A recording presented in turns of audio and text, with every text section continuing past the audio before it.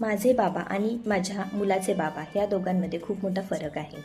तर आपल्या वडिलांच्या काळामध्ये एका घरामध्ये बहुतांश घरामध्ये एकच सोर्स ऑफ इन्कम असायचा, एकच मेंबर फक्त कमवणारा असायचा आणि पूर्ण कुटुंबाची जबाबदारी ही त्या व्यक्तीवरती असायची. त्यामुळे एकदा वडील घरातून सकाळी बाहेर गेले की ते रात्री मुलं झोपल्यानंतरच बहुतांश घरात येत होते.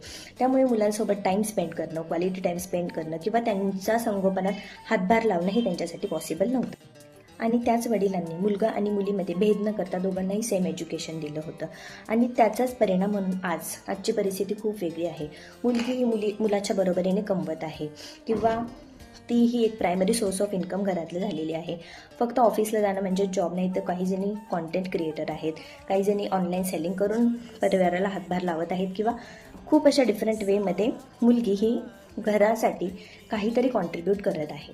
त्यामुळे आजच्या वडिलांमध्ये ही गोष्ट नक्की बघायला मिळते की मुलं ही त्यांच्या बाळाची पॉटी साफ करत आहेत, डायपर चेंज करत आहेत, त्यांना आंघोळ घालत आहेत, त्यांचे मील तयार करत आहेत. स्वतः फक्त एकदाच तोंड धुणारा व्यक्ती हा मुलाला 2 वेळेस आंघोळ घालताना दिसत आहे किंवा त्यांच्या बारीक बारीक गोष्टीमध्ये, बारीक बारीक संगोपनामध्ये मुलांचे हे खूप जास्त कॉन्ट्रीब्युशन आहे.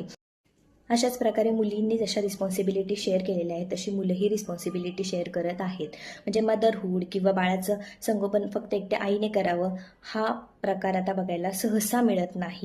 आणि मुलंही हेच ऑब्झर्व करणार आहेत की घराची रिस्पॉन्सिबिलिटी फक्त एकाची नसून ती शेअर्ड रिस्पॉन्सिबिलिटी आहे, ती प्रत्येकाची रिस्पॉन्सिबिलिटी आहे.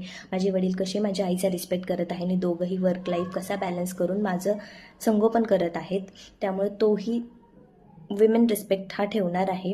आणि अशा सर्व सुपर मेन्सला माझ्याकडून फादर्स डेच्या खूप खूप शुभेच्छा.